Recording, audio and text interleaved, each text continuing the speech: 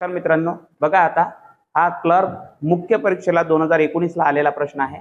प्रश्न पाहू, समजून घ्या, लगेच आहे, 5 सेकंदात उत्तर आहे. दोन क्रमावर पूर्ण संख्यांच्या वर्गातील फरक विचारला. आपल्याला काय विचारला? वर्गातील फरक. तो किती आहे? 23. तर त्या संख्या शोधा. बघा, छोटे छोटे क्वेश्चन असतात, पण मार्किंग एक सर्वांनाच मिळते. किती कठीणला आणि सोपीला एकच मार्क असतो.